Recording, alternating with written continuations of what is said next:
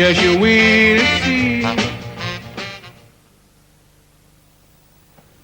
Next week's programme looks at the tactics of campaigning against the bureaucrats. A free Working the System booklet is available from Working the System, BBC Television, London, W12 8QT. Please enclose a self-addressed envelope with 32 pence postage. The Money programme on BBC2 in about 10 minutes features the prospect for the privatisation of the British Steel Corporation and the revival of the linen industry in Northern Ireland. Here on BBC1 Scotland in 15 minutes, the second Sunday in Advent is marked by songs of praise from Zimbabwe. It follows the news with Moira Stuart.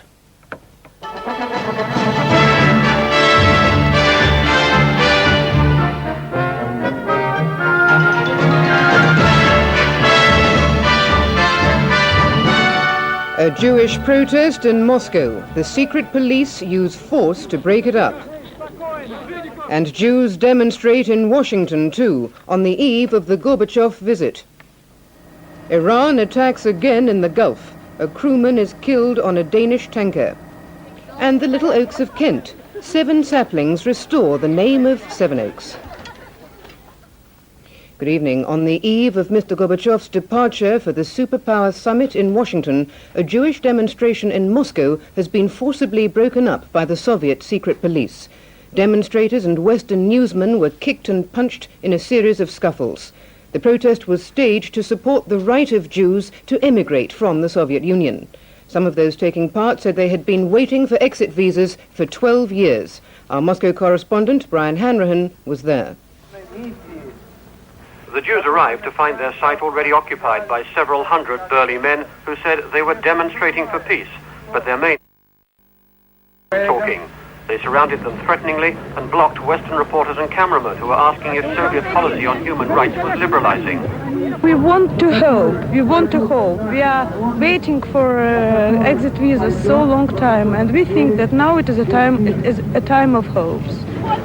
Jewish placards were ripped violently away. The tactic of roughing up demonstrators and Western journalists has been used repeatedly this year by plainclothesmen operating with official approval.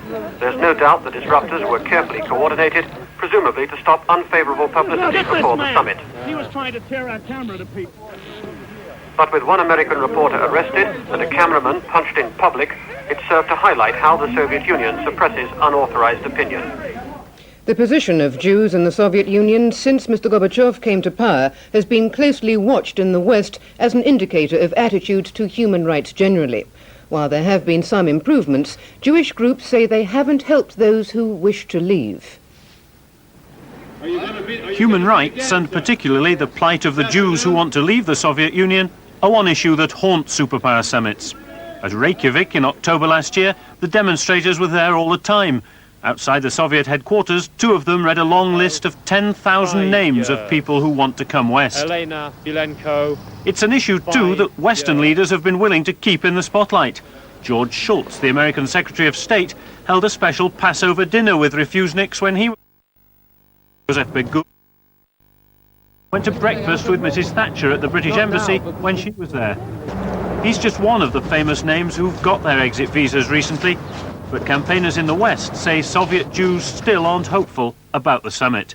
They're not very optimistic. They count on Western leaders and the new era of glasnost to help them leave the Soviet Union. So far, glasnost has hardly touched the human rights issue at all. In fact, Mr. Gorbachev has made the situation worse, harder for Jews to come out.